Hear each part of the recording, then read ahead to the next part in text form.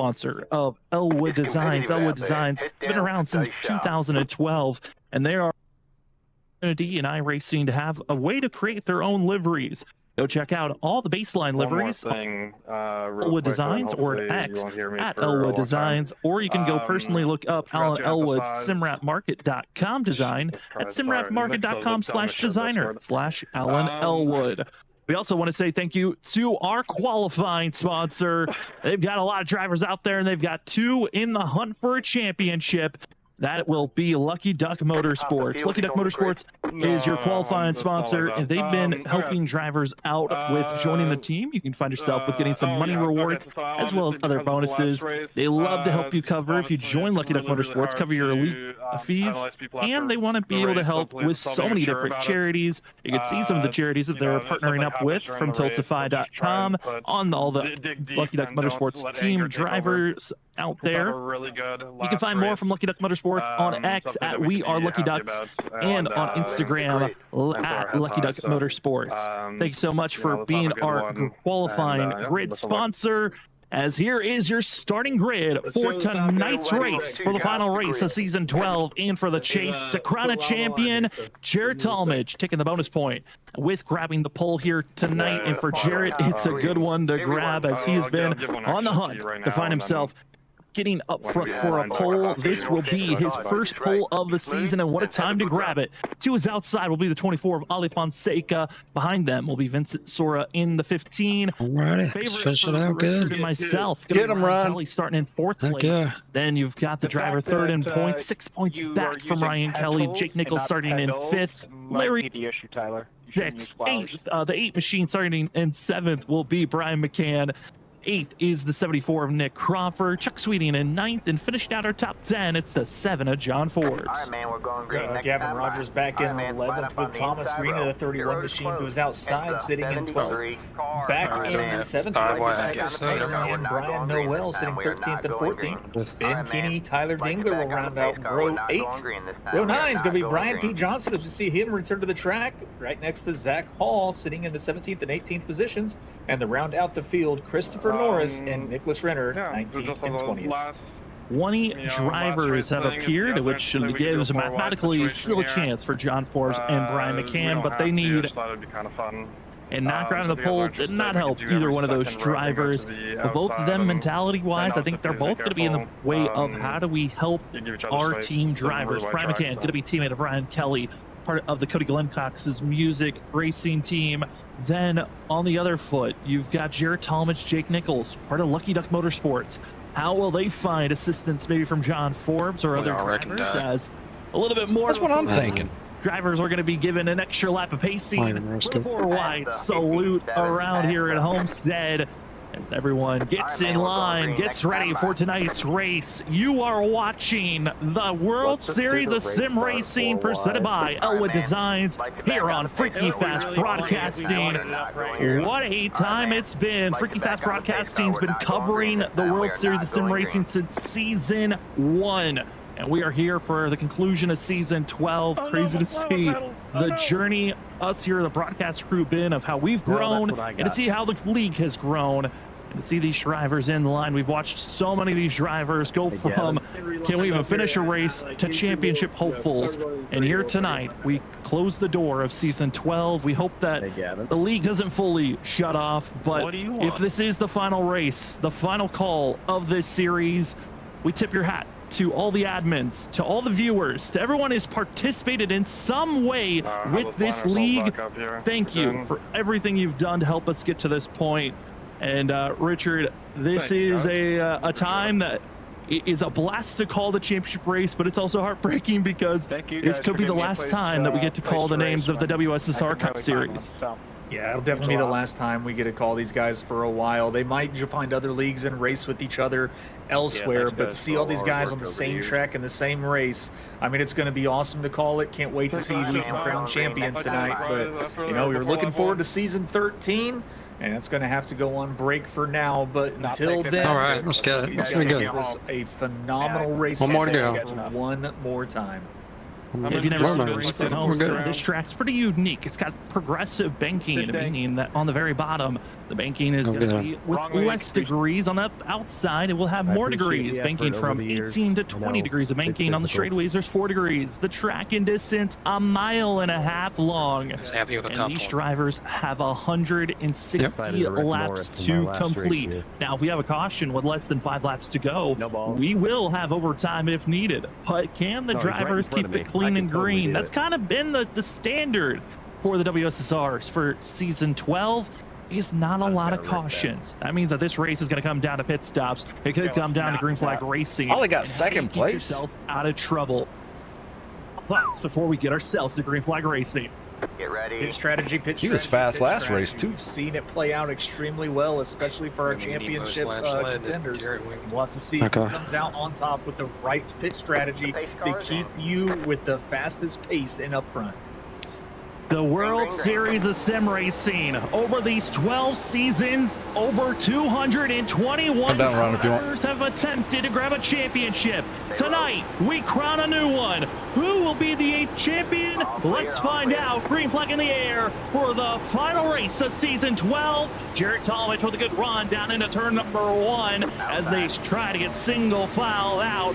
Who will be the champion? Who will be the victor? And Jared Talmadge trying to make a statement here early on in lap number 1. The 27 looks good to grab another bonus point for himself. A lap led on top of the pole.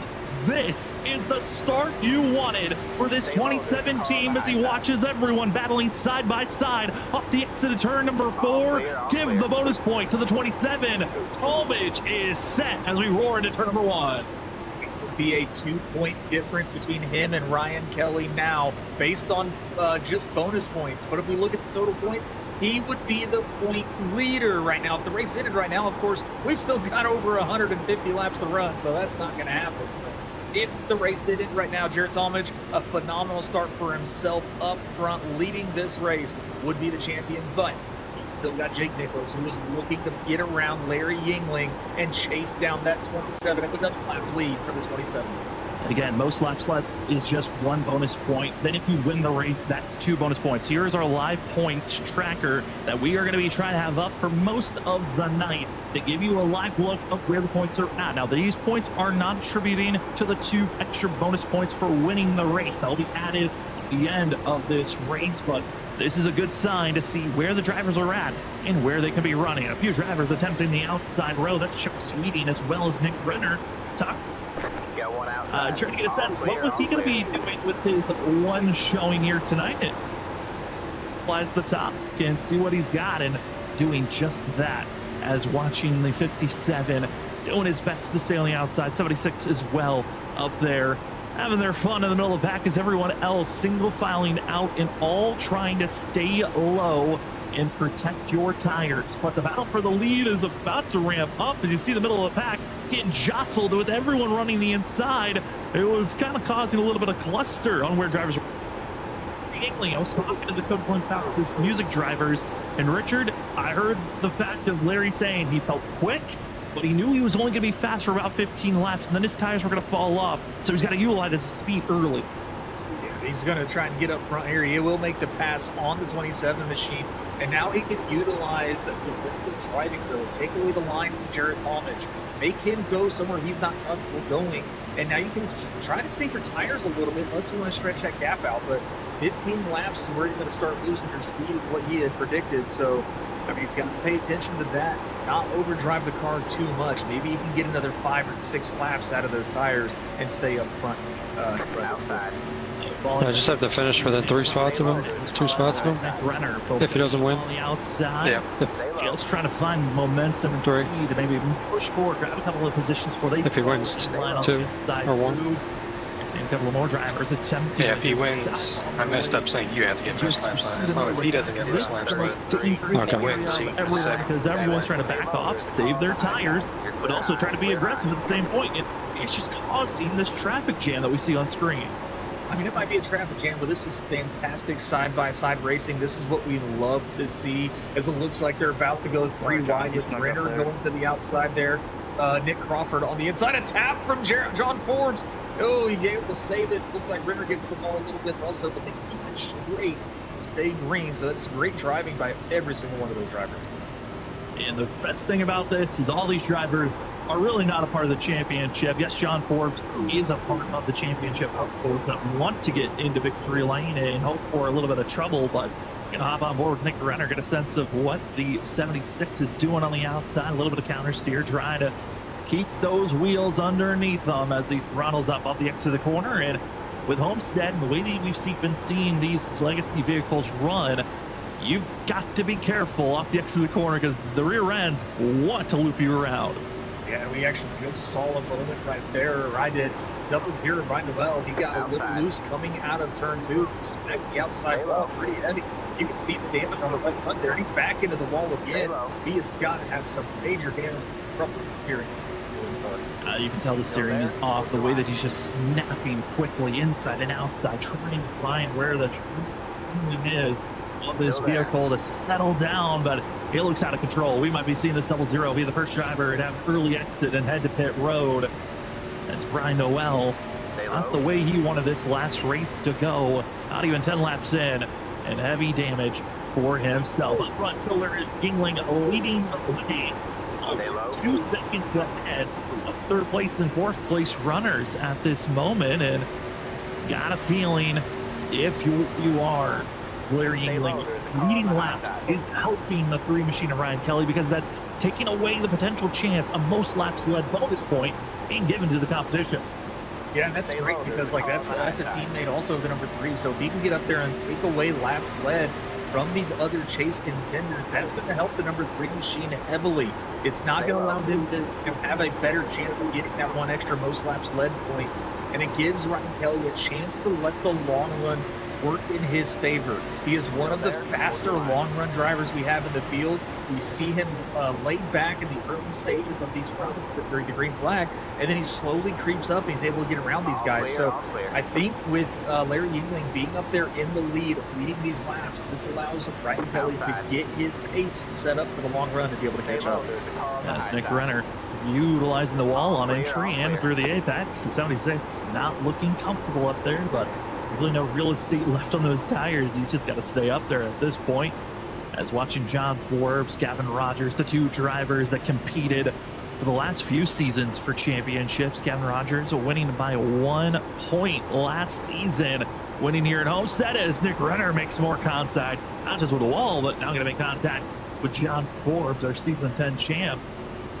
You just see everyone off the exit of the corner just trying to find any footing, hustle not to run into one another, but it is looking difficult. Big momentum runs that the drivers on the outside are getting, just being stuffed as we continue to stay 2-3 wide in the middle of this pack.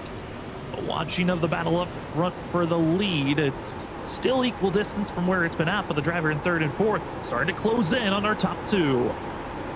It was trying to catch up to the 2767 machine. Brian, and he's doing a good job at it, running just slightly faster than the leader. But Ryan Kelly actually running faster than the 3 cars in front of him. So he's doing a really good job continuing his pace, keeping those tires happy. And him and Jake Nichols are trying to move themselves forward, put themselves in contention. They both were faster than the front 2 runners. Update for the 00, Brian Noel up now is officially headed into pit road after making a bit more contact with the outside wall. Hate to see it for the 00, but he's going to get service done and park his way in. This almost snuffs out a chance for, this almost officially takes out John Forbes and Brian McCann from the championship. They still need to see Jared Talmadge, Ryan Kelly as well as Jake Nichols all finish outside of the top 15. Extra bonus points as seeing a few drivers now flirt to the outside. Those that were kind of being religiously down to the white line now attempting a little bit higher as the change for the lead is underway. Jared Talmadge not waiting any longer, rips the top, takes the lead position. Also was seen Cedric Hunter in the 13. He was trying the outside. Thomas Green attempting up there. Starting to see a couple of pink machines. Just testing the waters on the outside rod. Yeah, they're trying to see what that outside can do with them, or do for them with these later set tires. I mean, you saw Nick Renner. He's been running the outside all race. He is starting to slowly slip back, though.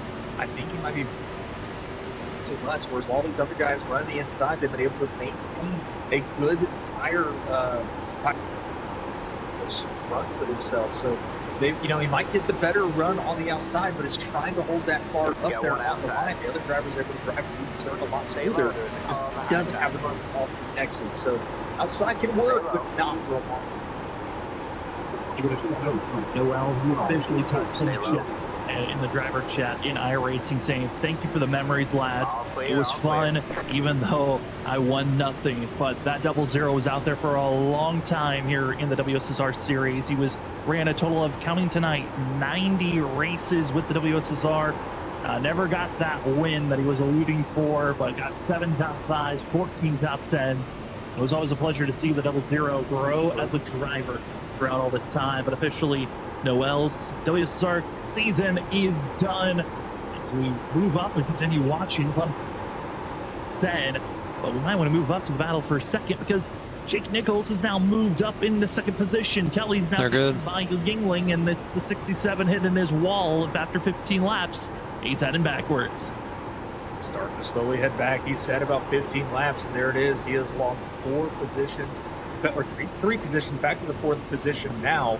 But Jake Nichols and Ryan Kelly, they have both closed the gap on Jarrett Talmadge. Little by little, Nichols is closing in on that 27. He wants to be able to have his chance to get a bonus point because he needs to close that gap heavily. He hasn't got a bonus point yet. Nichols sitting on 2 bonus points. I'm sorry, not Nichols. Talmadge sitting on 2 bonus points. Nichols is trying to gain some because he's got a bigger gap to gain to Ryan Kelly than Talmadge does. See those live points again. That's not accounting for Jarrett Talmadge. If he won, the race ended right now, would get 2 extra bonus points. So for the 27, this is the prime situation you could ask for. At the end of this race, he's got to be hoping that he's the one that wins. Nichols maybe just falls in second. Kelly falls to third. Continue to watch and see how this battle concludes here tonight. But your top 3 in points are the top 3 here tonight. This is usually how the final race unfolds. All the drivers that know that this is the most important race of the season, put the practice in, set yourself up for victory. 3 at the same shot. This is your championship. Who is going to have the perfect run to finish this out? Yeah, that's definitely what they're looking forward to, is that perfect run. Ryan Kelly, again, he's looking for that longer run. Going to take this look at the pit strategy. Where do I need to finish if he loses the most laps? He's able to keep pace with Jake Nichols. Nichols has chased down Talmadge now. That gap is less than half a second. They're sitting about 3/10 from each other. If he wins most laps, definitely the best you can do is 4 points behind him. He's 3 behind him. The next 5 or so laps, I would assume. But, I mean, Talmadge is under fire from his 2 competitors. Both times, just to... Trying to stay stable at this moment. Talmadge, I mean, being out here for as long as he has, this isn't the worst case scenario you could have. I mean, you're up front, you're leading laps. This is the best thing you could ask for. You already got 2 bonus points. Try and get your 3rd with most of the laps led. No, it's still early on, but, talking about pit stops, that's been probably the most impactful thing for this whole entire chase. Drivers that can really maximize their pit stops have found their way into victory lane. That's hitting in that, what I like to call the Goldilocks effect of right in the middle. Seems to be the favorite spot the drivers are looking for, not the driver that's super early or super late whenever they head into pit road. It's the driver that can find that middle ground of having good tires compared to those that pitted early, but having a big enough gap to those that waited too long. And another driver calling it a night. Nick Renner from 76 showed up, put on a show on the outside for the first handful of laps, and with calling an evening for himself. We appreciate Renner for showing up for the last race of the season. Yeah, Nick Renner for showing up, making this field a little larger for the start of the race. Tyler Dingler also in the pits himself, has been in for about 1.5 minutes now. So Tyler Dingler also showing up for the final race of the season. Great run from him down the track, but oh my goodness, back here to the load the tires off of it. Keeney, a driver who has been trying to get faster each and every single race. We have seen bursts of speed at times from himself, but definitely here, he came here to learn. He's trying to get faster, and it's great to see him still out on track regardless of his position. A community favorite. Everyone loves Ben. They always were hoping that Ben finds success in finding the speed, but just to have him around is such a big boost for himself. Here's another driver making his one run. No sponsors needed. It's the 38 of Christopher Norris. Norris is he's had a wild iRacing career that we've been able to document here on that broadcasting. We've watched him go out, win races, almost win championships. And at one moment, we thought he was... I have a better chance of Jake Winston. From some of the madness of kind of getting caught up in wrecks and intentionally wrecking people. Just couldn't find a way to finish a race. The 38 has grown up, and it's been great to see himself grow up throughout iRacing. And he's got to move back up front because Jake Nichols has made the pass, and Ryan want to lose that top position. Big run on the outside, but not big enough to make an attempt to take the lead back. Nichols back. Nichols is strong and looking to lead a lap and it gets Talmadge's 14 laps left. I got Ryan Kelly.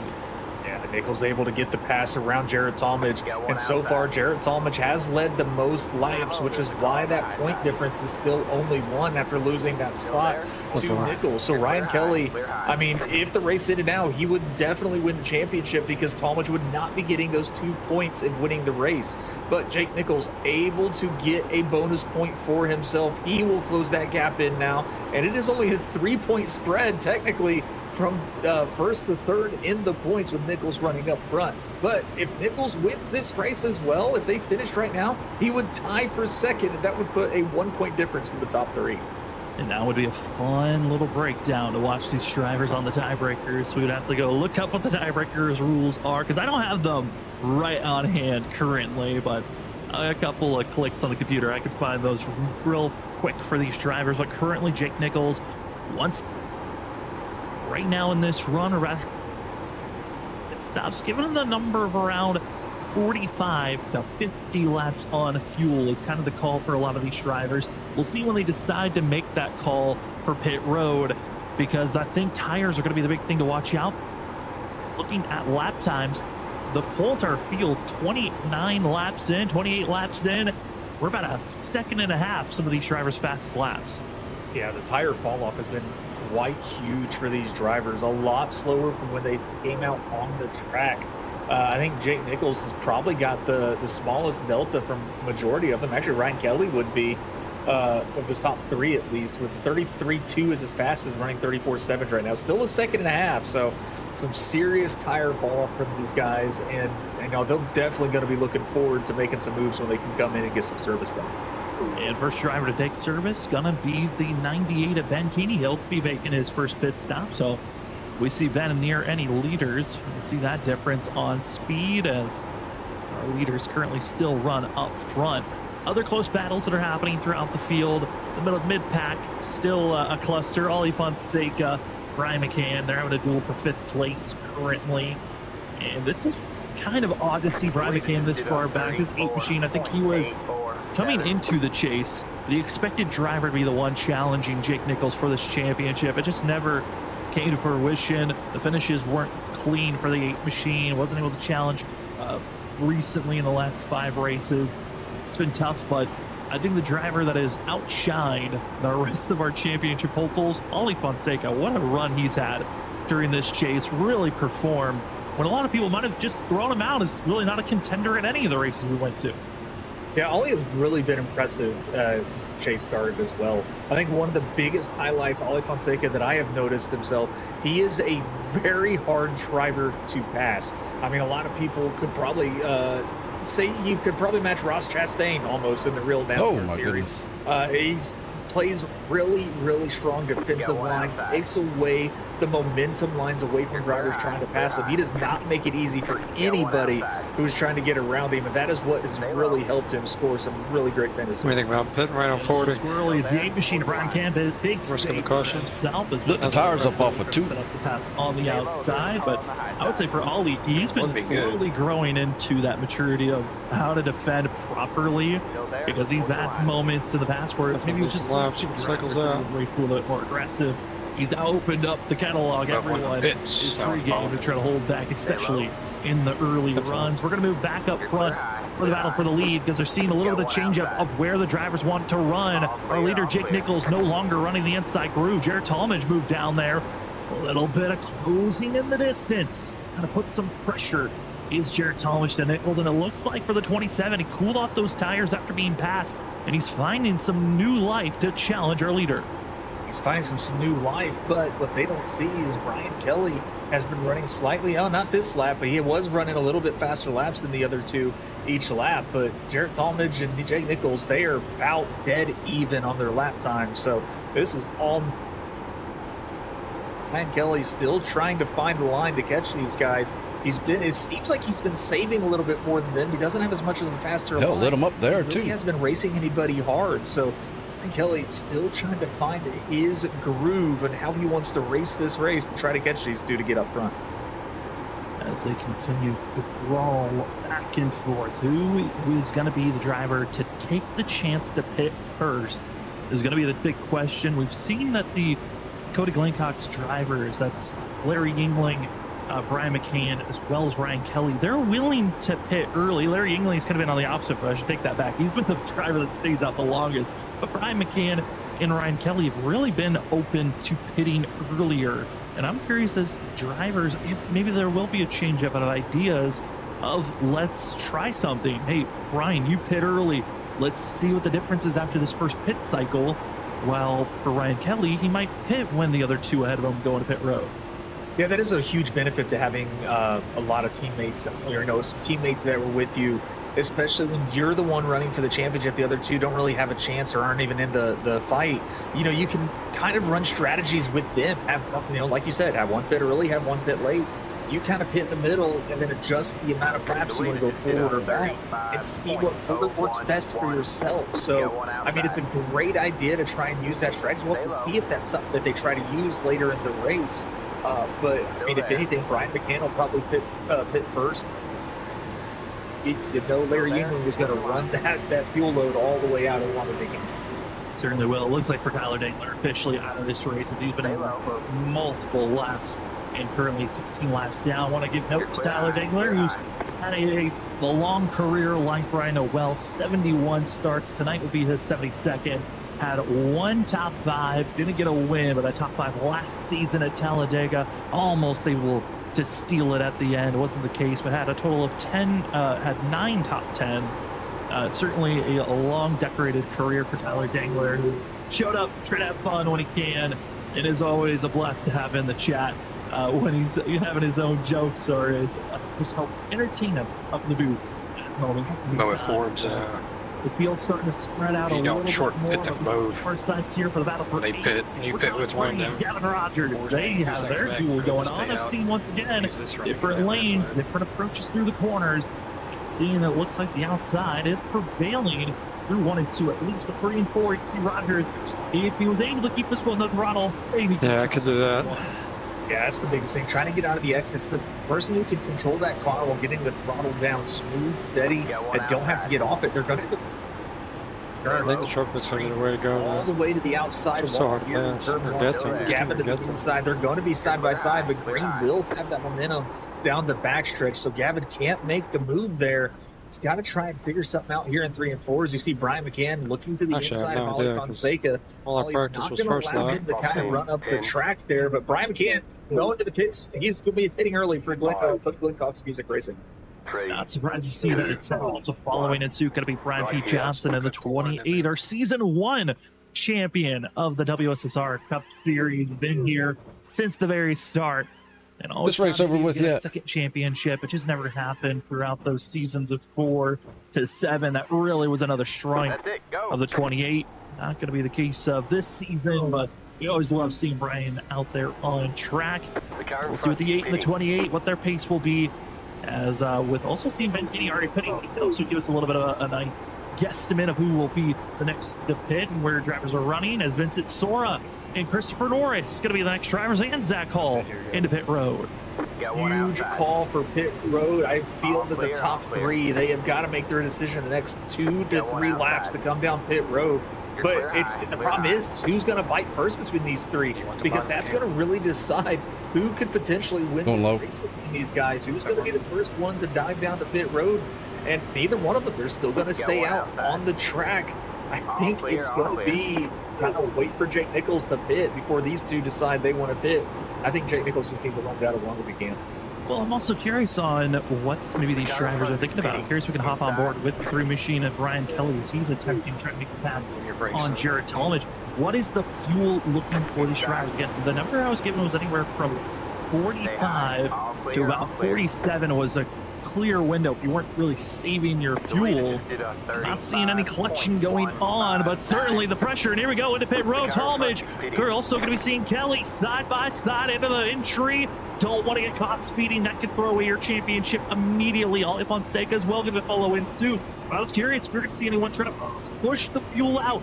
Maybe try to cut a little bit extra on that last pit stop later on. But it's right here on lap 42 into 43 where we see the 3 of the 27 make their stop. No sliding for either driver. Clean entry into their box, and now the pressure will be on Jake Nichols. Do you pit this time, or do you continue to stretch out the fuel? Yeah, this is he's going to continue to stretch out the fuel, it seems. I would have expected him to pit the lap after he saw those 2 guys dive into the pit road, but he must know something or feel something a little better, or he's just trying something. He did have an okay gap between them that he could run maybe a lap or 2 before he comes down pit road. That'll help him in the longer run. Little bit of a step out there coming out of turn 2 for the 73 machine, but I can predict he will probably come into pit road as you see him dive down to the inside. He was on the outside last lap. This might be his time to come down and get service. He should take this hard left, and there it is. Heavy brake down onto the apron. It's coming in for pit road for 73 as he locks it up, trying to get the car in front pitting. It's always Jake Nichols putting on a spectacle on a pit road. Maybe it's not his. I'll let you go around when you get to me. He has been the driver that's the most aggressive on entry and always does a smoke show. Just Jared on pit road. No black flag for the 73. That's the big positive. We'll see if that helps him gain any more time as he locks up and slides a little bit into his box. The other 2 are much more smoother. One's going to be the quicker of the 2 as Ryan Kelly was able to pass Jared Talmadge off of the exit of pit road. So big game for the 3 machine as Vincent Sora also in the mix. There's Brian McCann.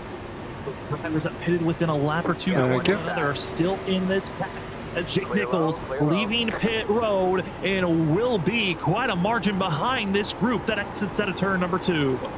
And that is a negative net gain for the 73 machine, so he's got to figure out what he can do to get back up. He's got the longer pace, it seems, but I think this early pit might benefit these guys a little more.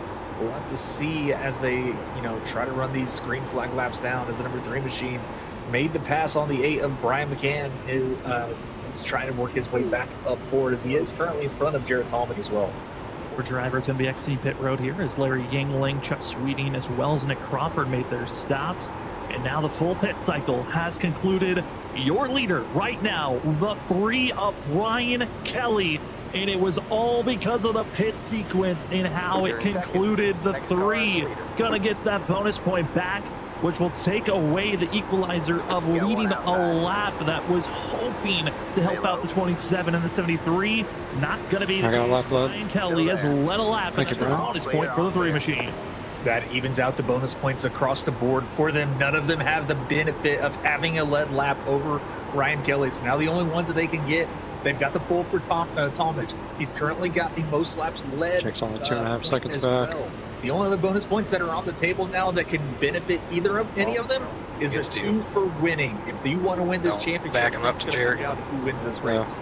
Yeah, I've got a feeling that is going to be the one of you thing to lead the most laps, not Jared. Win this championship, and it always feels like you got to win the race to win the championship. You're looking back at the history of the WSSR Cup Series, though. That's not always the case. It is very rare that the driver that wins the race also wins the championship. It's only happened just 2 or 3 times. And I'm curious if tonight's going to be another one that gets etched into that history books of this very historic league. 12 seasons. Who wants to be the 8th champion?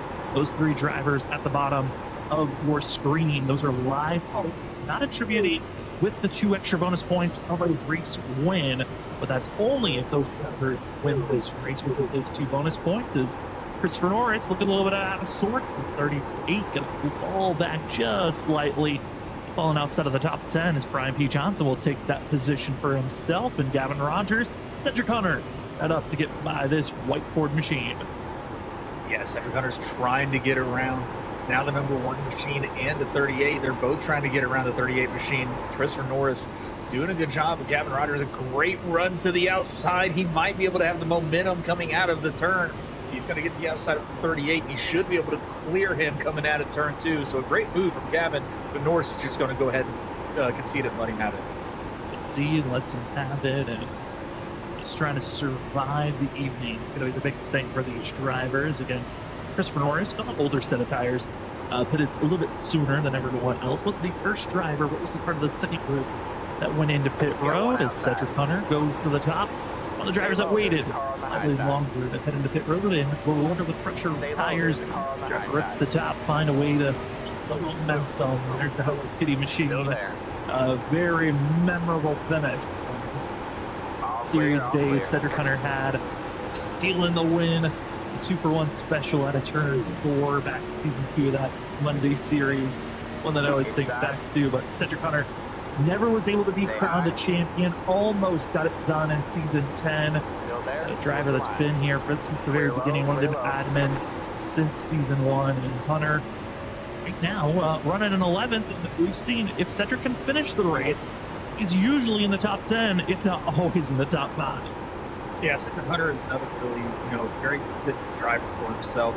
He really hasn't found his footing this season. Was still able to, seems like, make the chase, but just could not close that gap to get even more points and try and make an actual attempt to win this. But still, very consistent driver, fantastic driver and personality. He got John Ford back here in the number 7 machine as he's got around the 24 of Ali Fonseca.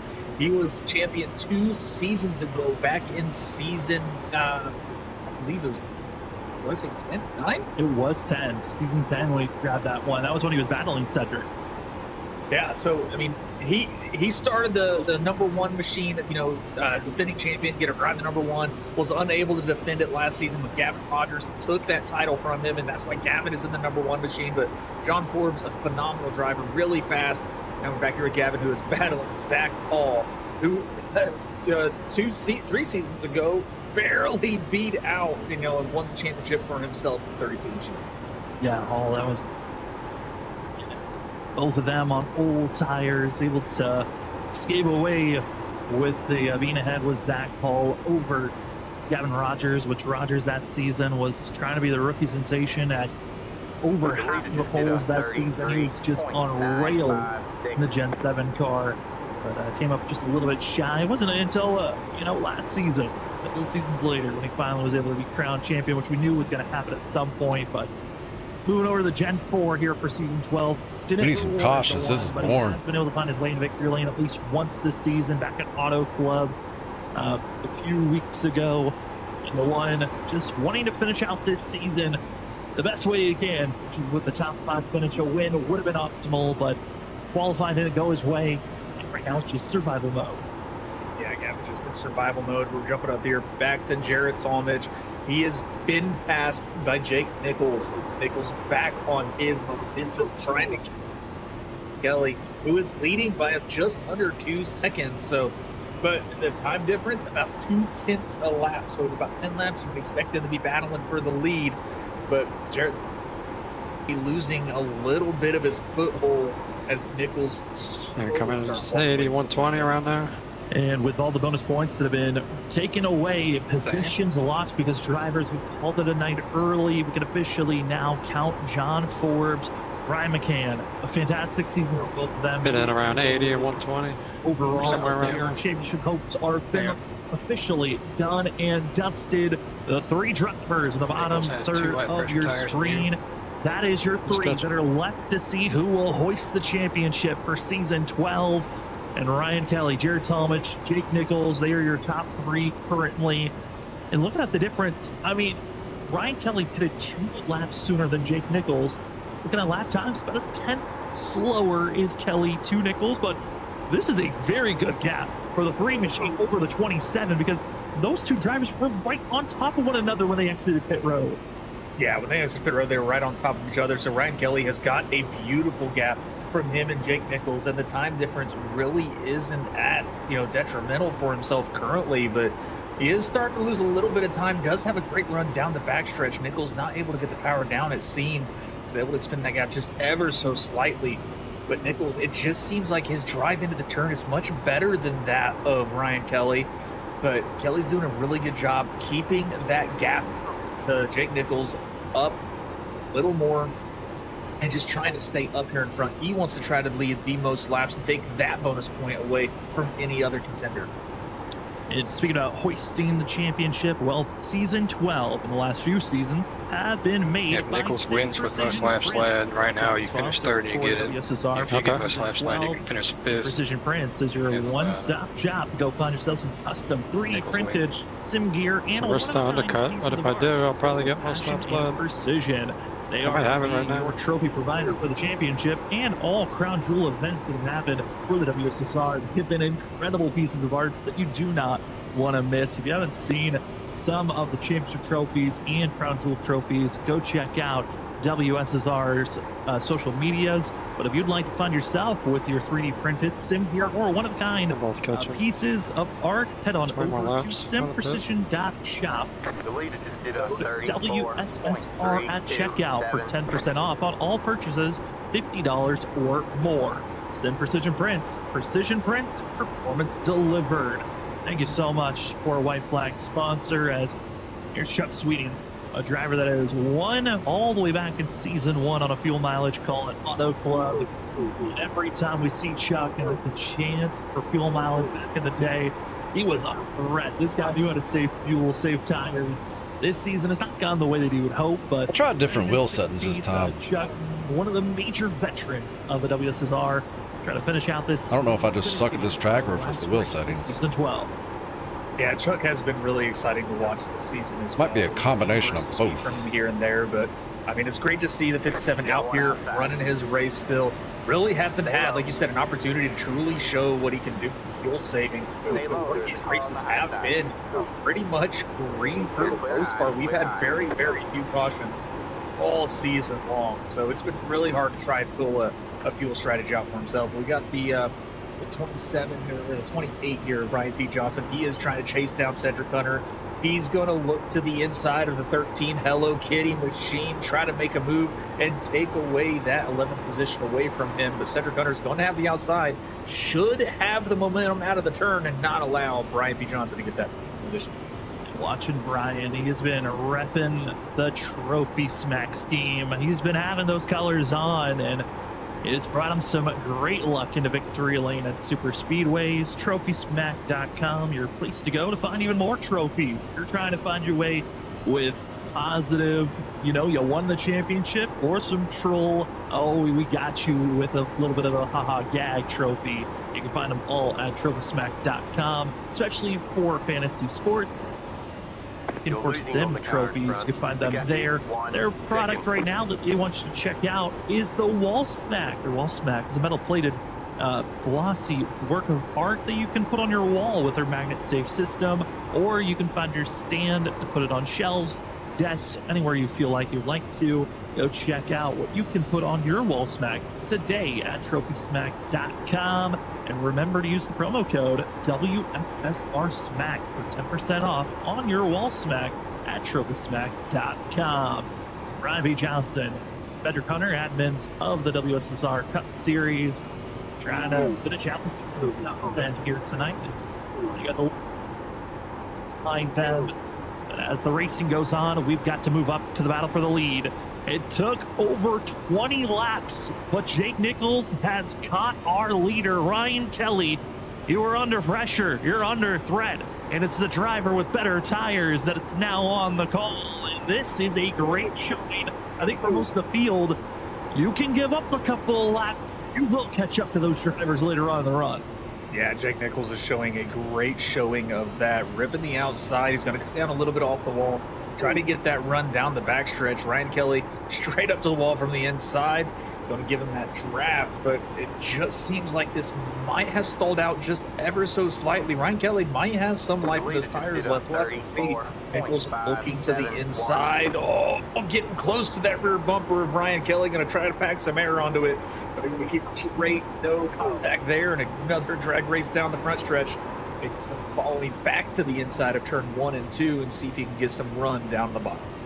What will Jake Nichols have here off the exit turn 2? You can see the counter steering, trying to keep this thing straight as possible.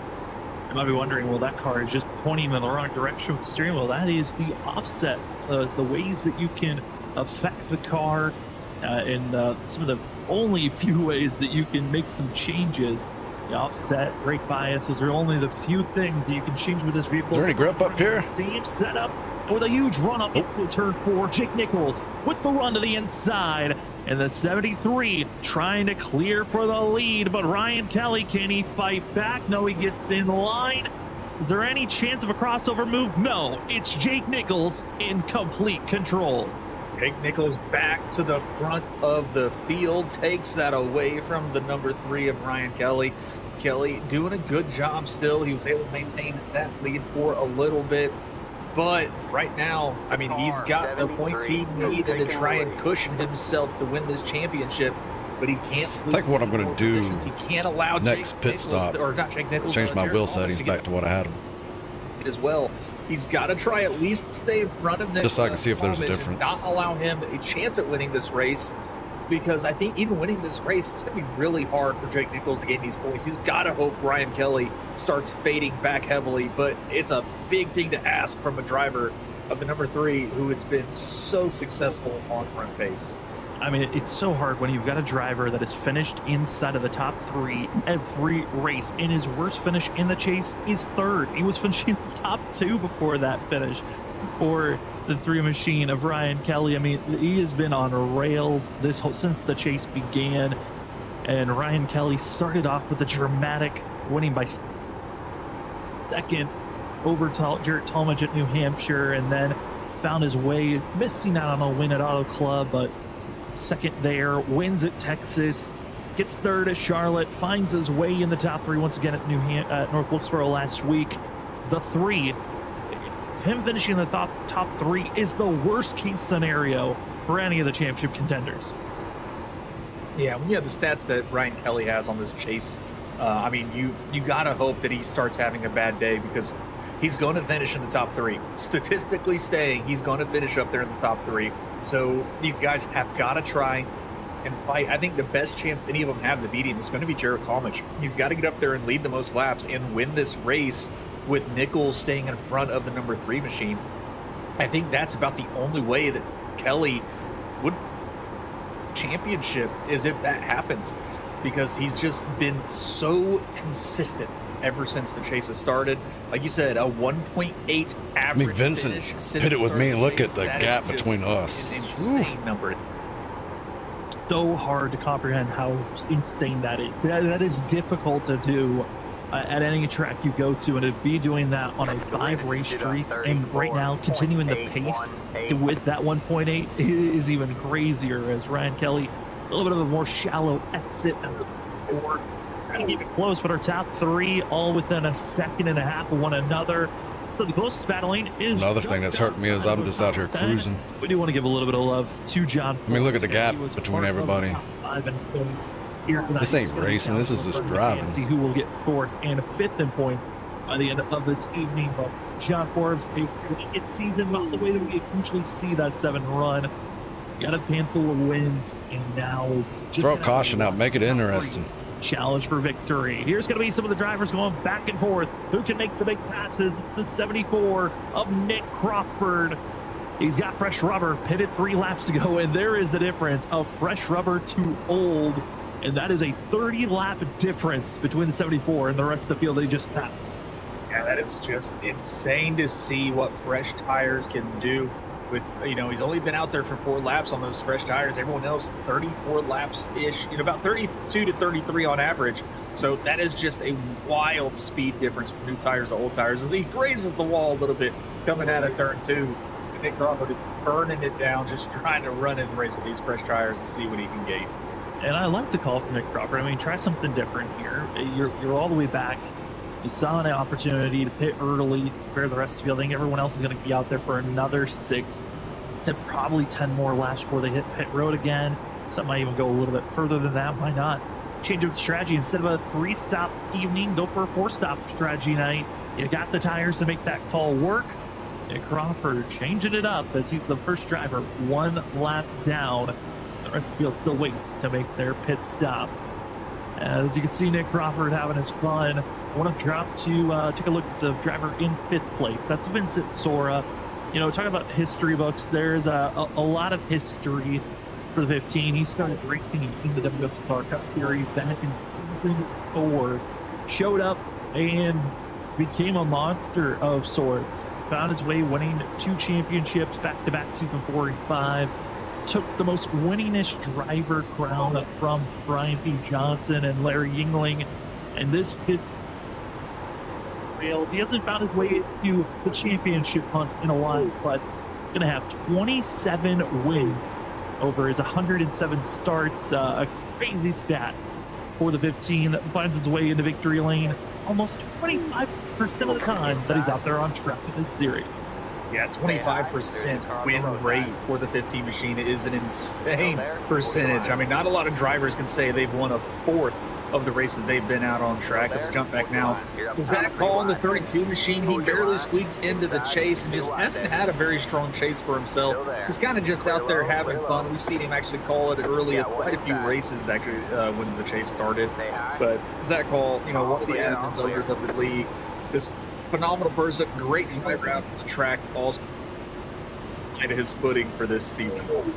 12 wins in total for Zach Hall, most starts of any driver in the series. Jake's pulling away, should I just hit it? Third start for himself. This point is certainly crazy to see all of the wins, getting the championship back in season 9. I know that was kind of a high moment for the 32 to finally get that monkey off his back. Jared, we put together. And, I'm sorry, Jake. Able to hang over some of his other admins that weren't able to get into victory lane for championship. That whole sliding up to the wall thing, I don't know what they're doing there. The battle is going to be between Vincent Sora with the most wins, or is it Larry Yingling with the most championships? Yingling will loom high above all other drivers, the only driver with 3 championships in the WSSR Cup Series, a feat that so many have tried but will never touch unless we come back after this season, which won't be for at least, we know, for at least maybe a year or so. Yeah, when you're the only driver with 3 championships, and that's the most championships of any driver, that instantly puts you as the GOAT of the WSSR Cup Series. You might not have the most wins, but consistency is what helps win championships, and that is exactly how Larry Yingling has scored all 3 of them that he's got. So, and we see it a lot also with his consistency. Not really so much this season. He's always just kind of been on the back foot, but I'm sure Jared's still, try greatest of all time for the WSSR Cup Series. I mean, Larry was so consistent. He finished inside of the top 10 for every race he started. He was in the top 10 for 4.5 seasons. It was insane to see. Sad to see when that streak got broken. But here we go. Pit stops underway for our second green flag pit stop run. More drivers into pit road. As we got Thomas Green, Ollie Fonseca, Christopher Norris, Nick Crawford already made a stop, and also Brian McCann making his stop a few laps ago. And here we go, Ryan Kelly. He will be the first driver to hit pit road. This was actually not what I was expecting from the 3 machine. I thought he was going to go further. He's going to pit about 5 laps sooner than the window was supposed to be for this 3. Yeah, that is really early than what I was expecting also for Ryan Kelly.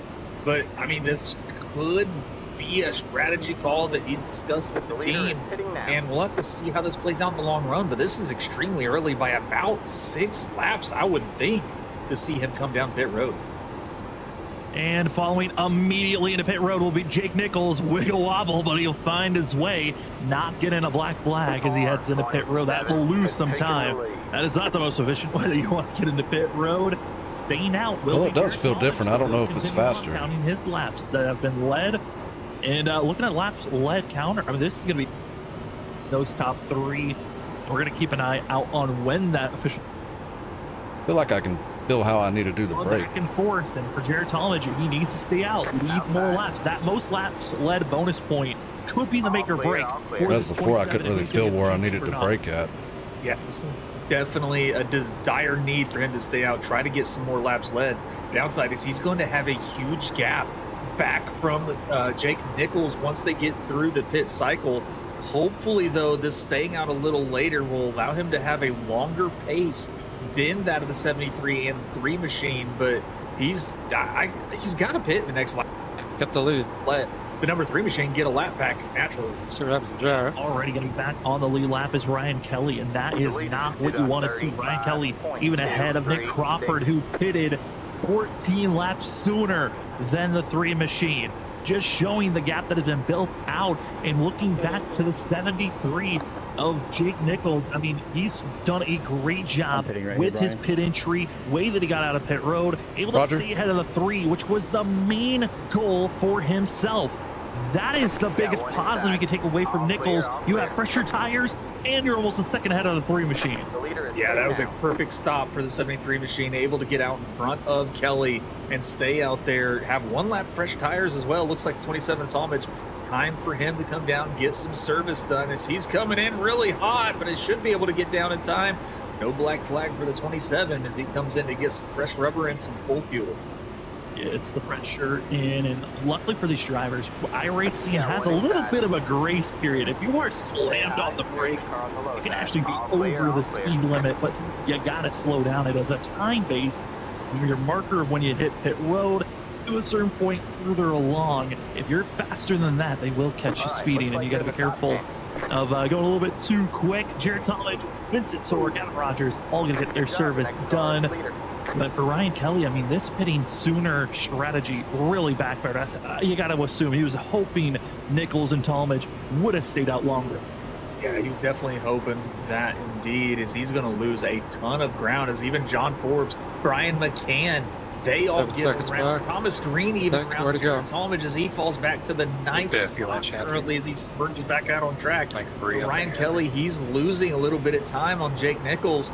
Now, again, I still think this is going to benefit Ryan Kelly overall. I don't think Jake Nichols can win this race and win the championship if Ryan Kelly's sitting in second. So, I mean, Nichols has got to. They got that something happens low line, high line figured out. This championship. And you got to think for Ryan Kelly, that kind of at least John does. Pressure off. You know, I don't have to win the race. I see my competition. I just have to stay close. And if I'm not close, at least stay in second. And that gives such more of a wide open world to work with instead of having to be the best of that night, being the second best. That helps out on at least the pressure slightly. Oh, it definitely does. And speaking to Ryan Kelly, we spoke to him. I mean, every single race of the chase, he's been up here talking to us in the booth after the race. Every single race that he's been calm, he's been collected. He knows what the goal is, and that is the mindset that I think whenever he's in the car, that's the same mindset and the same kind of calm, collected soul that guy is for each race. I think he knows the point situation. I think he knows where he needs to finish to be able to hoist this trophy. I gotta say that the calm factor is really the thing that kind of helps with the Cody Cox's whole pretty calm overall with one another in the race. There's that moments they'll get their elbows out, but even as drivers on track, they're not really wanting to rustle anyone else's feathers. Yeah, he has like 3 or 4 lap fresh tires. Surviving the night in their own outside personality. So did Forbes for the last run. But he installed out. About wrecked. He was a lot slower than I was anticipating. Oh my goodness.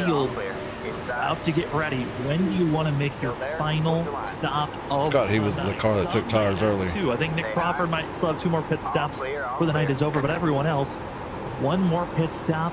A lot expecting it around that 120 lap window. But for us up at the booth, I think we will step away and take our 1 commercial break of the evening. This has been an incredible season of getting to watch these drivers. Be nice to have a caution sometime. A season of memories, a whole entire league of memories, all coming together. How will it finish out for season 12? We'll find out when we come back. We got more championship racing here at Homestead. We'll be back right after this. My relative says 6.8.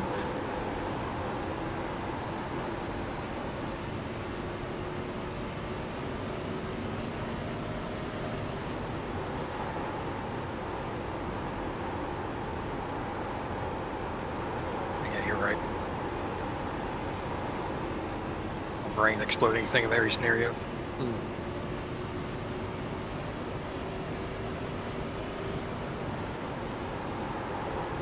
Hitting this time, 57 hitting. Jake wins it. So I don't think I really for him, but we'll see.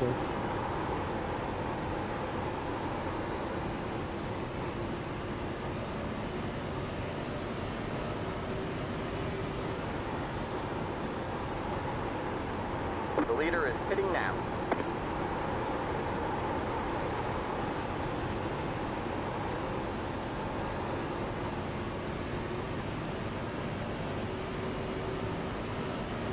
Car 73 has taken the lead.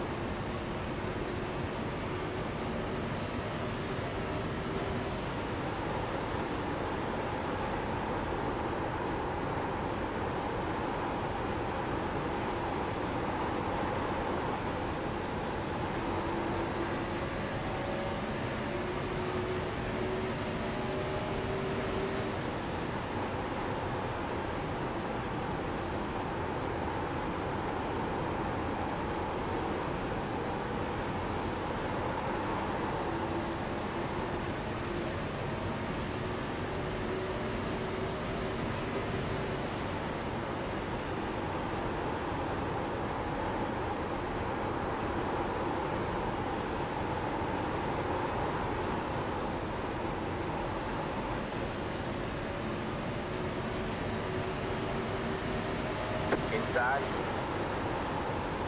Still there? Hold your line. Still there? Hold your line. Still there? Hold your line.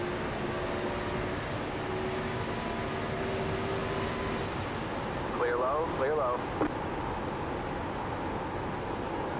Got one outside. Still there? Hold your line. He's got that low lane, high lane figured out. Stay low, there's a car on the high side. You're clear high, clear high. Outside. The leader just did a 34.114. Still there. Stay low, there's a car on the high side. All clear, all clear. Just keep hitting your mark.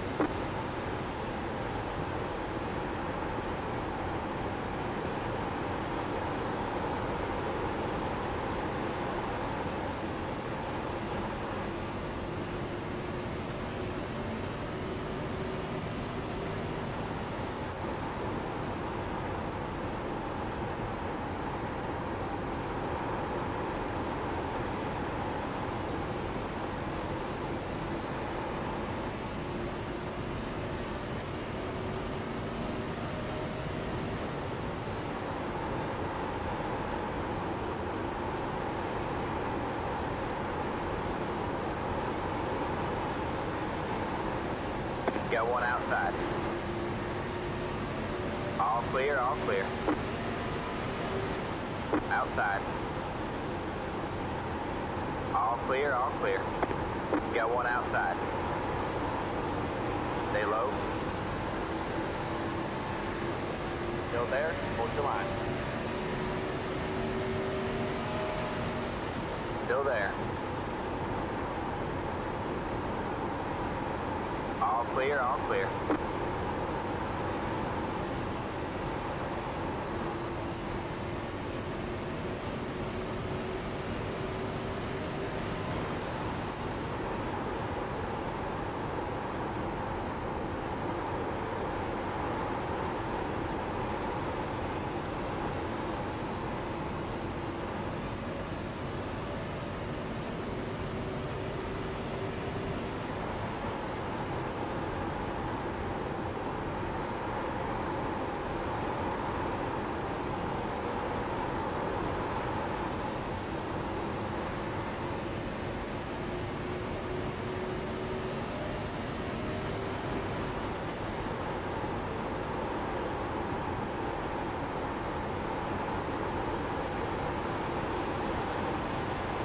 Inside. Stay high. Stay high. There's the car on the low side. Clear low, clear low.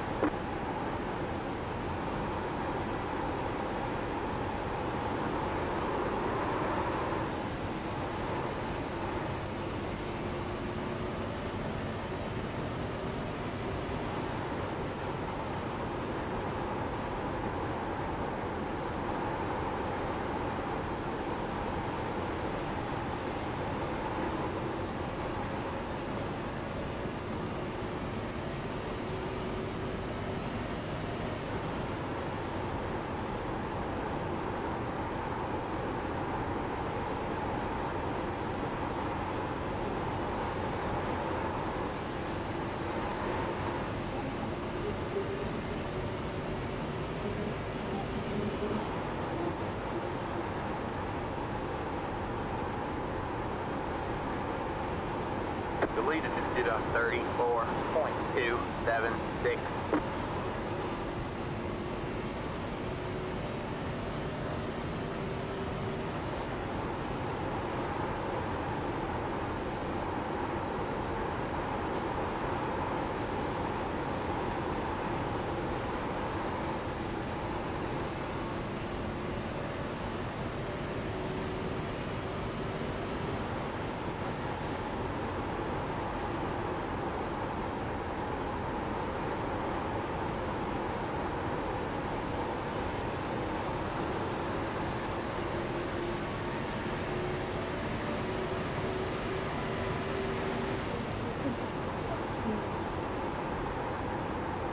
Outside.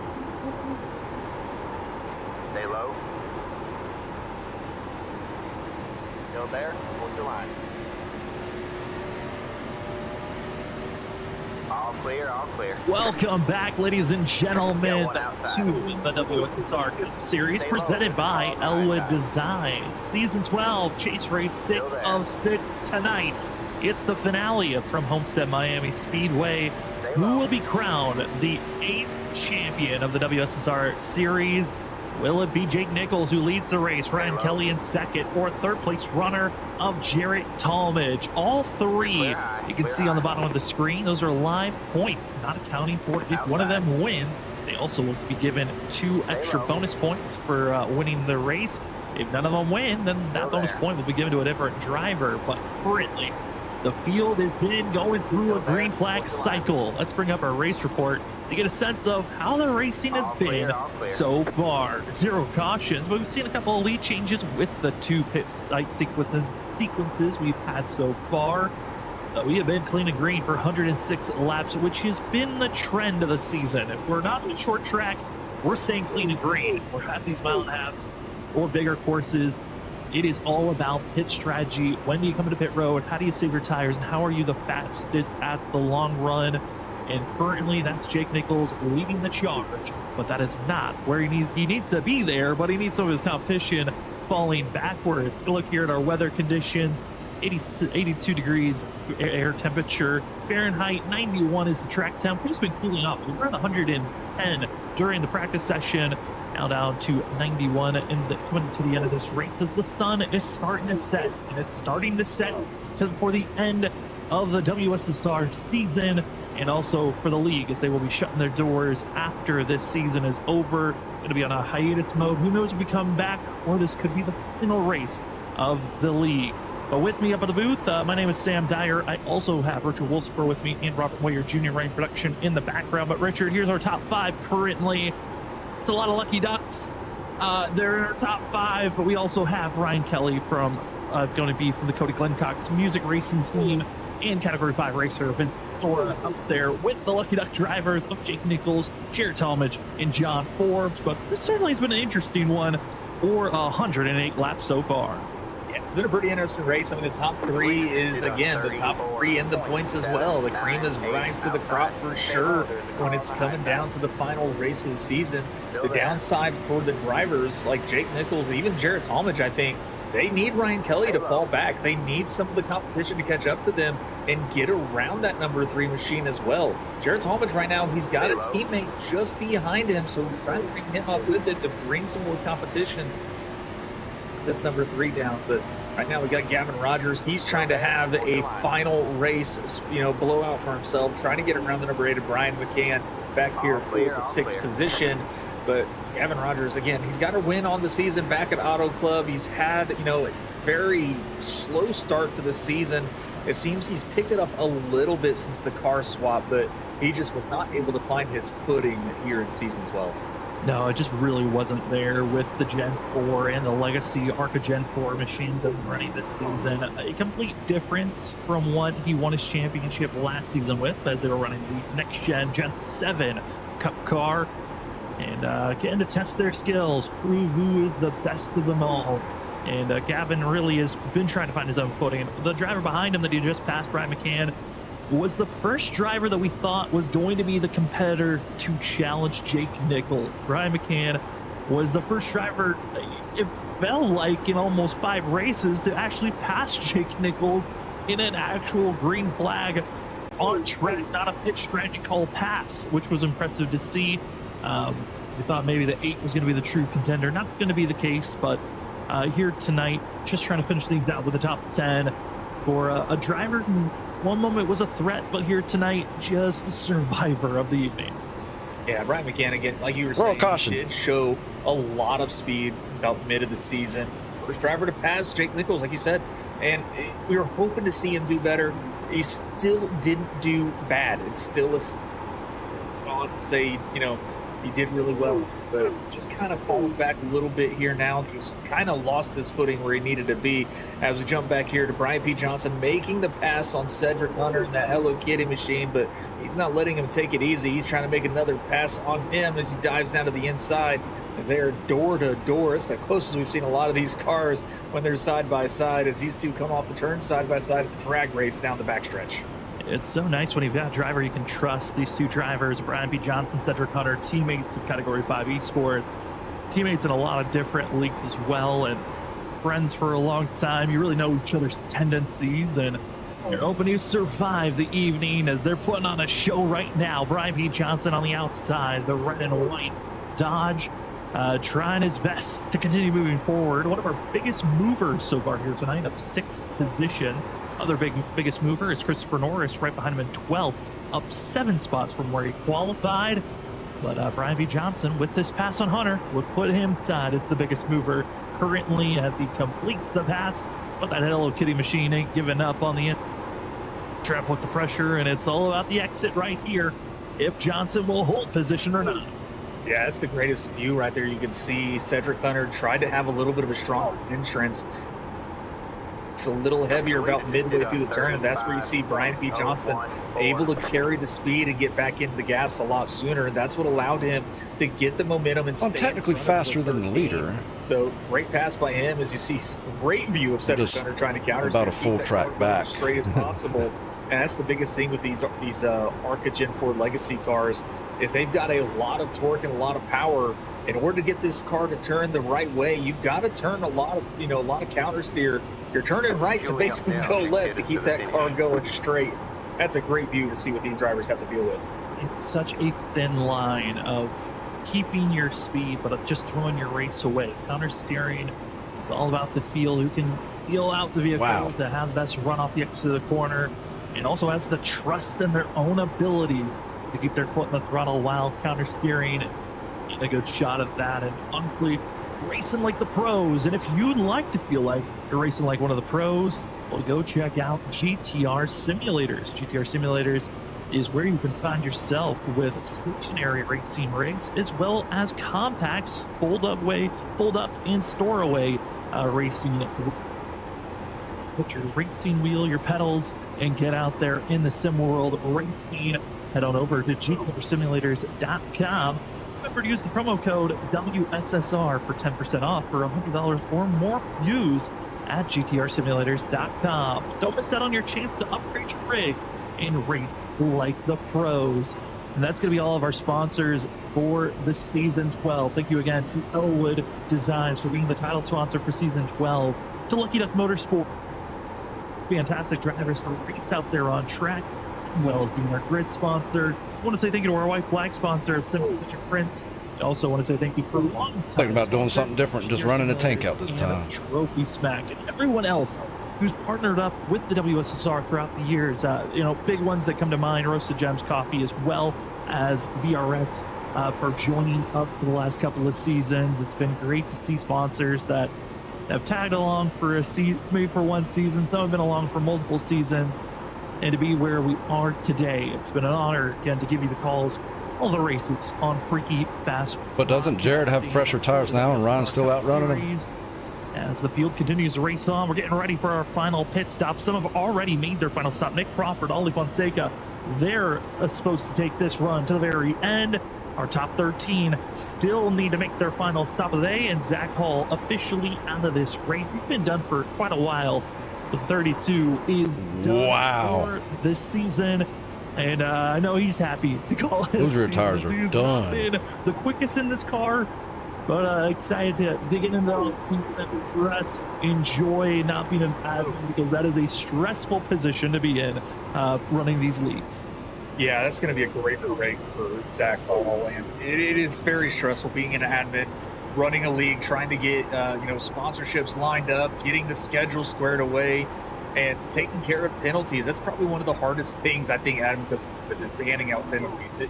They say sometimes it's easy, but sometimes you just hate handing out penalties to drivers for the next race. So a great break is coming for Zach Hall and the admin team.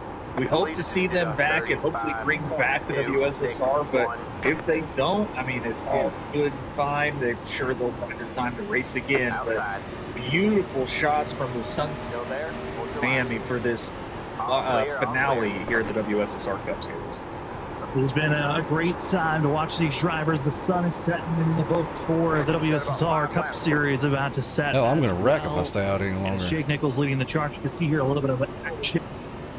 Those that have not, Larry Yingling, Chuck Sweeting, and a few others, they're putting off the exit turn number 4 on front away. Nick Crawford gonna be getting a good launch for himself, but Larry Yingling, Chuck Sweeting continue to keep it close on where do you want to place yourself, as this is the battle for 10th and 11th currently on screen.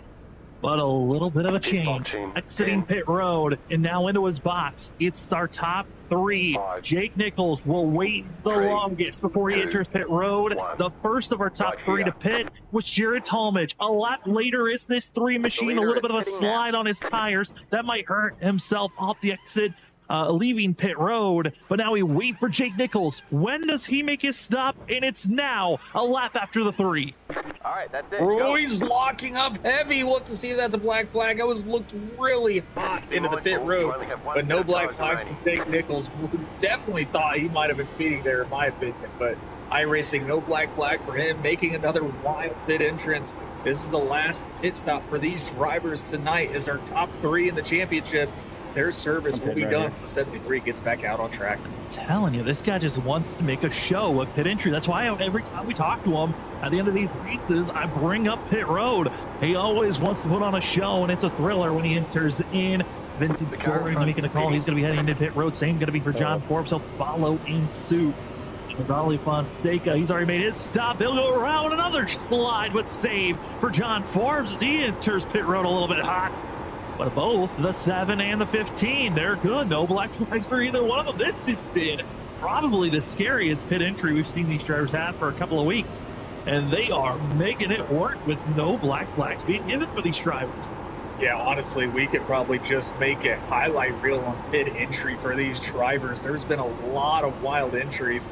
But again, doing great jobs, knowing the skill that they have, the control of their car, and knowing where that yellow cone is, getting into pit lane, able to control the speed and get down to that pit road speed entrance. But right now, Thomas Green, the 31 machine out there in the lead, still not coming down pit road. He's going to stay out there for a few more laps until he comes down and gets his service. He's been out for 44 laps. Yeah, our top 5 still yet to hit pit road. Cedric Hunter going to be the next one of our top 5 to enter in. That's going to leave us with 4 drivers: Thomas Green, Brian B. Johnson, Chuck Sweeting, and Larry Yingling. And looking at those 4, Sweeting can stay out there for quite a long time. He was one of the last to pit. He's got about 8 laps of extra time to stay out based off of the last time he pit. But you saw there when we quickly switched over. He's got a handful under his belt as this 57 is just drifting off the exit of the corner. And that's a sign pit road is calling. If you are losing control of your vehicle, you don't want to stay up too long because you could be losing touch, but Sweeting sneaks out for another lap. Yeah, you don't want to be the driver to bring out a caution at this point in time in the race. So, I mean, pit road is definitely calling their name very soon. Thomas Green, again, out there for 45 laps, 43 for Larry Yingling, Chuck Sweeting out for 33. So he's got a little bit newer tires than all the other guys, just not able to keep those rear tires underneath him as we got right along with Brian P. Johnson. He's sitting in second place. He's been out for 41 laps. Wait and see what his decision is to come to the pits as he's going around for another lap himself. Into pit road, going to be Thomas Green. I want to give a report of our championship 3 drivers. Ryan Kelly currently leads all drivers that have made a pit stop right now. Here's your live points on where the drivers run currently. We're still waiting on our top 3 to head into pit road, being Brian P. Johnson, Chuck Sweeting, and Larry Yingling. But of our championship drivers. Ryan Kelly stays ahead, about a second ahead of Jake Nichols. And for the 3, that is a prime position to be because he's also 2 seconds, Ryan Kelly, 2 seconds ahead of Jared Talmadge. That is a beautiful window to work with if you're the 3 because you also have fresher tires than the 27. That is a great window to work with, but that is, I mean, that's a shorter gap than what they had when they came into pits as well. So Jared Talmadge, he made up a lot of time as well on pit road. But, you know, it's more impressive that Jake Nichols came out behind Ryan Kelly. That was just an impressive stop from the number 3. He was able to get in and get out quickly and be able to take the lead away from Jake Nichols on the pit road stop. So this is the exact spot he wants to be. He's got to be able to save these tires, try to make these tires last a little longer than Nichols. So I think he's pretty much locked in. I won't say that, actually. Don't want to do the commentator curse, but Kelly's in the right position he needs to be in right now for him to be able to raise that trophy at the end of the season. Hey, we picked the driver. We don't want to curse the driver. We don't need to do that. It's Ryan Kelly. The leader is Play still waiting for Brian B. Johnson, who's expected to pit here in the next lap or so. He's been out there for 44 laps. He's slowing down the 28 into pit road. And that will give the lead back to the 3 of Ryan Kelly, who is trying his best to win the championship. Kelly has made the chase every season that he has ran. He has been there, done that, but yet to find his way to winning a championship. All 3 of the drivers that are in the hunt yet to win a championship. You've got Kelly, who is the biggest veteran of those 3, been running full time since season.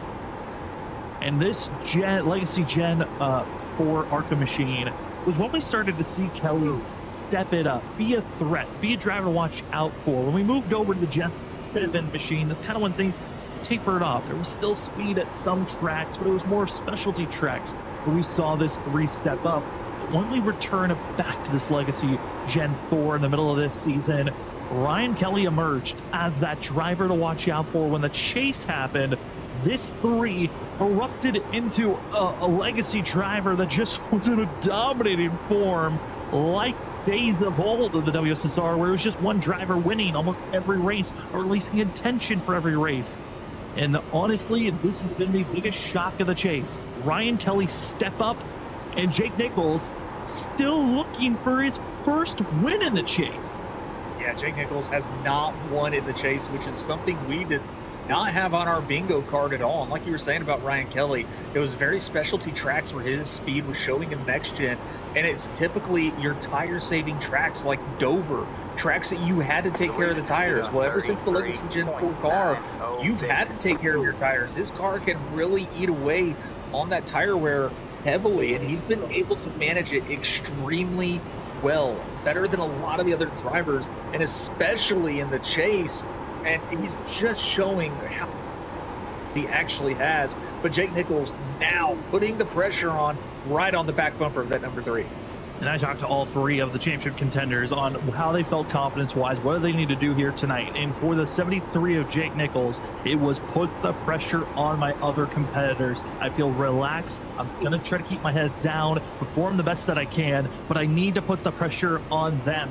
I can perform, but I need those other drivers to make mistakes. And right now, we're seeing Ryan Kelly getting the pressure on. Nichols not just going to easily make the pass to the outside like the night. He's gonna hound that rear bumper, make Ryan Kelly use those back tires, wear down your chance to win here tonight. And Nichols playing some mind games on the 3 of Ryan Kelly. I think Ryan Kelly just has to ignore the mind games from the 73 machine.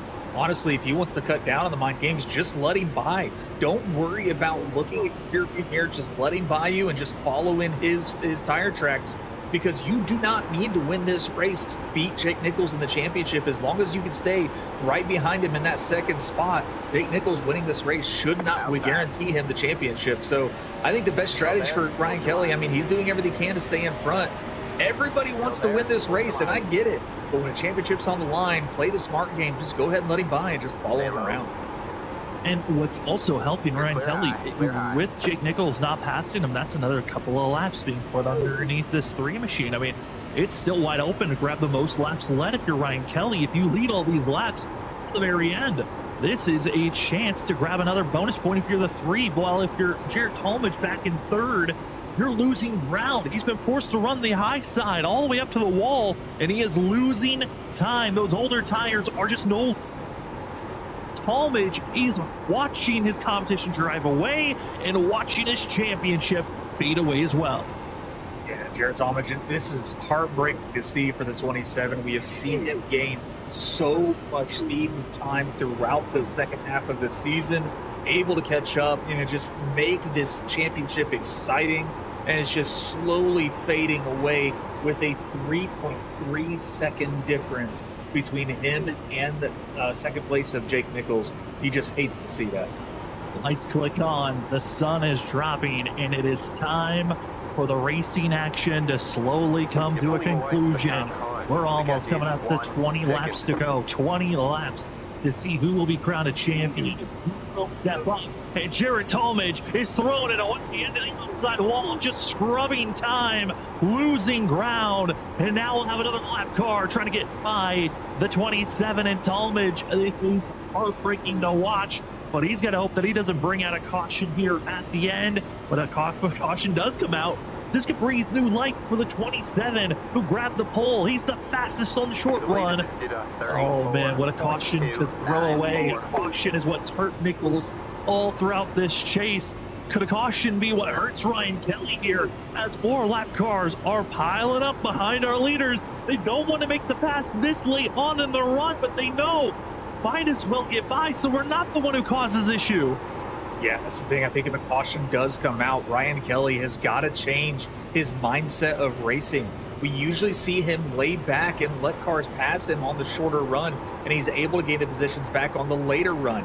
But I think if a caution comes out, he's got to change his mindset. He's got to focus on the short run speed instead of the long run pace, as he, kind of pushed the 70, not pushed, but followed him up the outside track, took the line away as the 57's looking low to get back a lap back from being a lap down, and so's the 28 machine. These guys are laps down. They're not really in contention for the lead, but they're just going to easily get by, not try and be a factor or the incident causer, as they're just being patient, getting around as the 3 and the 73 are just on the outside, letting these guys go around.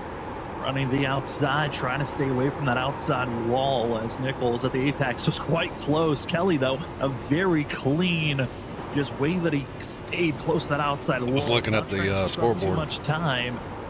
Jake Nichols drops low. Now looks like he's attempting to go. Maybe Kelly's being told the numbers, because the 3 is no longer trying to stay low, trying to defend this position as aggressively. And I'm curious if anyone's going to let him know, hey, you guys are losing, you're building a gap over Jared Talmadge. Your biggest threat is out the way. All you have to do, Kelly, is follow the 73, and this championship is all yours. Yeah, that's all he's got to do is follow the 73, and that might be what he's trying to do now. But, I mean, I get it also. Every single one of these drivers, it would be an awesome feat to be the last winner for the WSSR. So, I mean, it's a nice little chip on the shoulder to have. But Ryan Kelly does look like he is going to just concede, just going to run his line now, let Jake Nichols run away, get this win, and he's just going to run his race now, run his line and drive the track the way he wants to, and he can easily pick up this trophy as long as there's no mistakes or a late race caution. I think Ryan Kelly could easily secure this. And as Nichols kind of just gets in his own mode here with less than 20 laps to go, make it 18. Nichols is trying to just pull away. Kelly is kind of in a situation where he can just fall into no man's land and kind of just run his own race, keep himself out of trouble, while the drivers behind get a little bit more racy. Battle for 4th underway currently. That's Vincent Sora and John Forbes. They're on top of one another, and they are the closest battle for position currently, as the 7 trying to rip the top, the 15 trying to stay low. These two drivers are trying to find a footing. Who will be the finisher in the top 5, as Gavin Rogers wants to put his hat into this battle. This once was the challengers of championships for the last few years, for the last few seasons.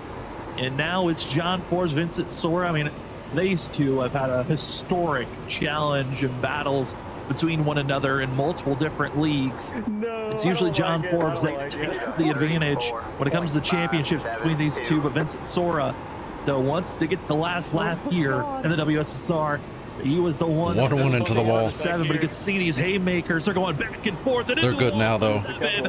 Didn't have the grip for that move, but Forbes keeps his foot in the throttle and continues to stay at least decently close. Ooh, Forbes just threw the car into the turn there and just did not have the grip to let it stick. Hard smack to the outside wall. You can see the damage on the right front nose of the number 7 machine. And then Vincent Sora just able to drive right back around him. But Forbes is going to stay out, see what he can do, and see if he can't basically limp this car around the rest of the race. As Gavin Rogers is now throwing his hat up there, like you were saying, he's trying to catch up to the number 7 now as well. He's a chance for a top 5 finish to end off this season. It's been kind of a weird one for the one machine of Gavin Rogers. I mean, for the longest time, it was a question of could he even find a top 5. And for Rogers here tonight, could find himself having his second top 5 of the season. His other top 5 was a win at Auto Club. This would certainly be a boost to say, well, at least I finished off the season on a high note for this one machine. It's been a rough season overall for himself. John Forbes over the radio saying, I might have went a little bit too far with that move.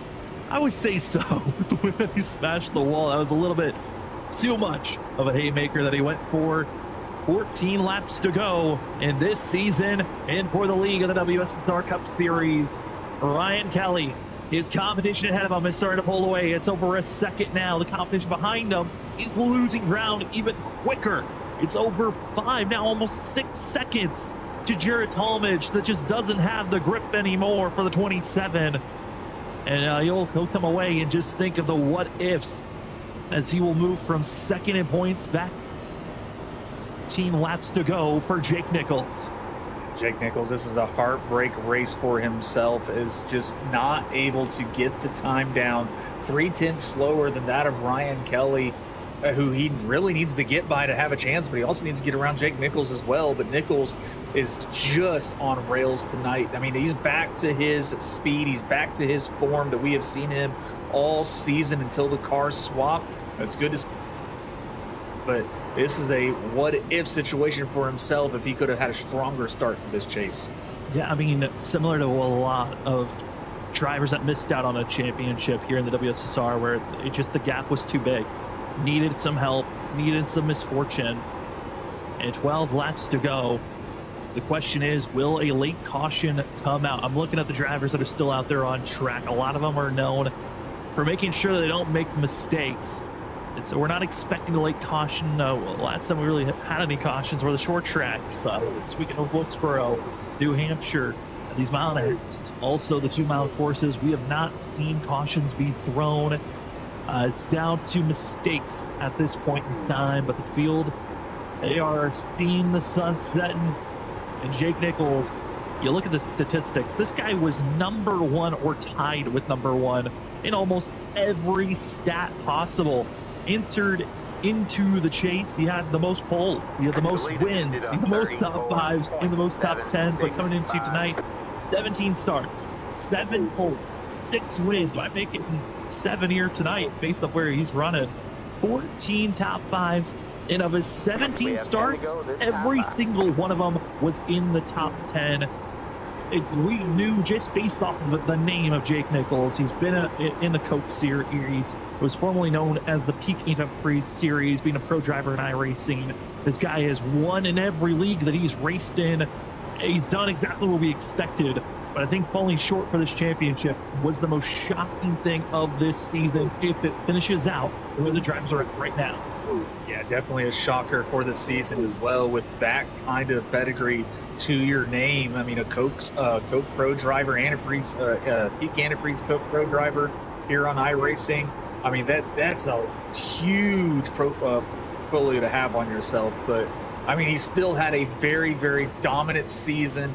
I mean, 7 wins potentially if he could finish it out tonight. 7 poles. That is just a star-studded season for himself. It's just, I think the car swap has really thrown him for a loop and just wasn't able to get. Teammate says it can't feel his hands. Drivers have kind of already knew about this car because of the season that they did run it. The 2 seasons they ran it. He's gripping the wheel so hard he literally can't feel his hands. Where we saw Ben Nelson, who also was a former former Peak and Freeze pro driver. back in the day. Nelson going back-to-back in those championship runs before he stepped away from running in the WSSR Cup Series, and got to see season 9 to 11. A lot of contenders stepped up. We got to see drivers get their first championship, and tonight we get to crown a new one. 7 laps to go. And before tonight, there were only 7 champions. After tonight, we will have 8 that have been crowned in the WSSR Cup Series presented by Elwood Designs. Almost calls a caution there. But the question, I better not do that. Ron will be mad at me. Will a caution pop up here late with everyone pushing as aggressively as they can? We've seen drivers break loose. Can everyone keep their car pointed in the right direction to finish out this race as another lap goes down for Nichols? Yeah, because if you see the points, if you add 2 to Jake Nichols' points down there on the bottom of your screen, that puts him at a 2-point deficit to Ryan Kelly. If a caution comes out and we see Ryan Kelly fall back like he normally does on the early starts of a run, unless Ryan would hate to short see a caution right now. We hope that he has. I mean, all that is just 2 more positions. Nichols would have to finish 3 in front of Ryan Kelly in order to take this championship. So right now, Nichols is hoping for a caution and that Ryan Kelly does just not have that short run pace. And cautions have been the detriment to Jake Nichols. I mean, you look back to the beginning of this chase at New Hampshire.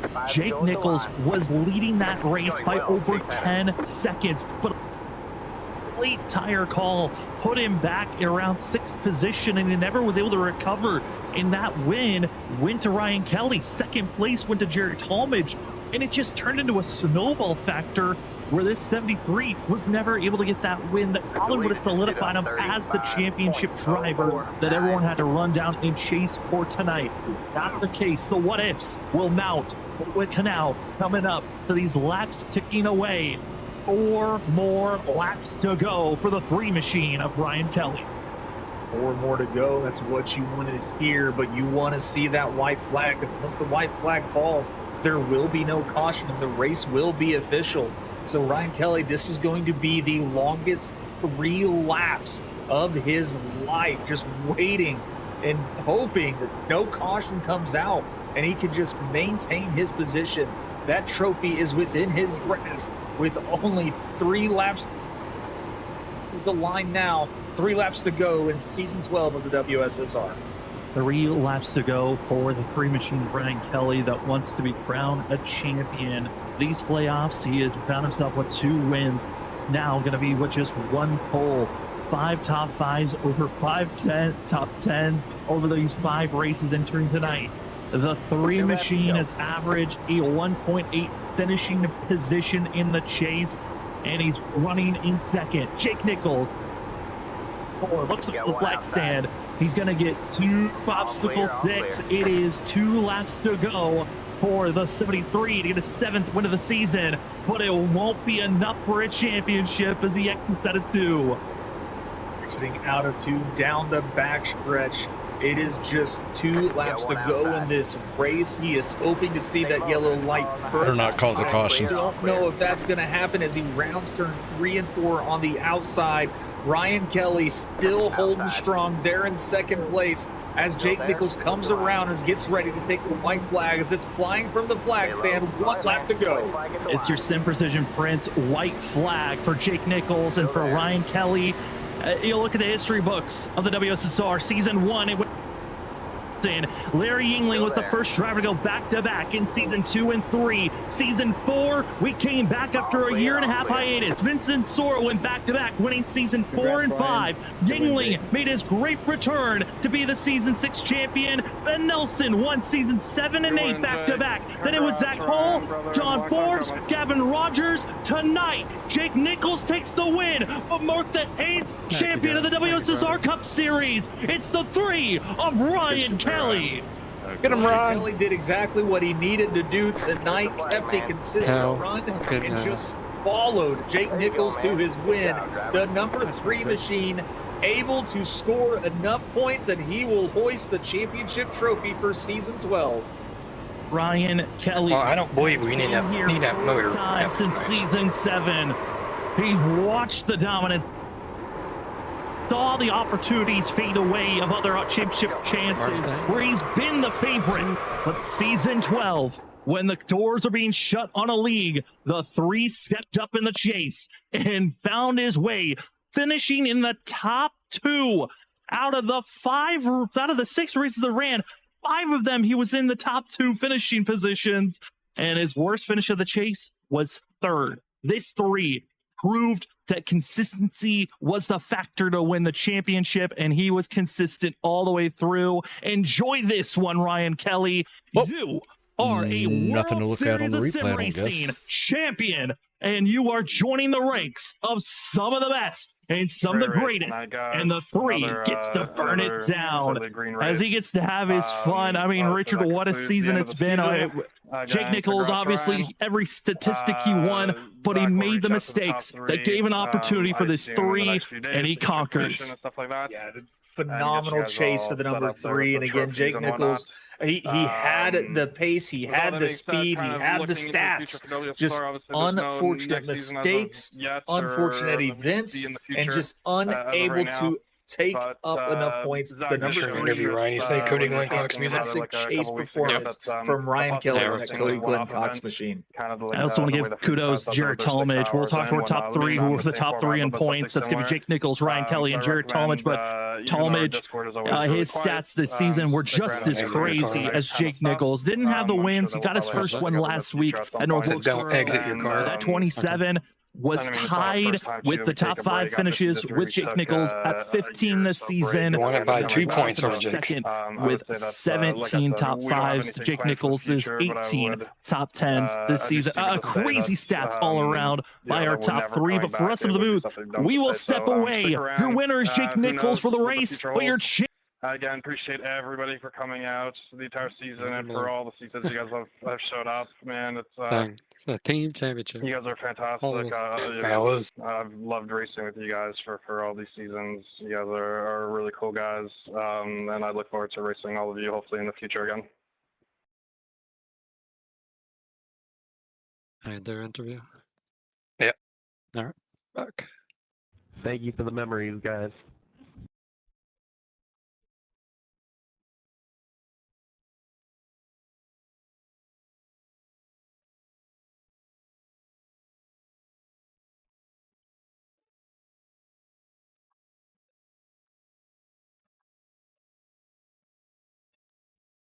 Later, Larry. Have a good one.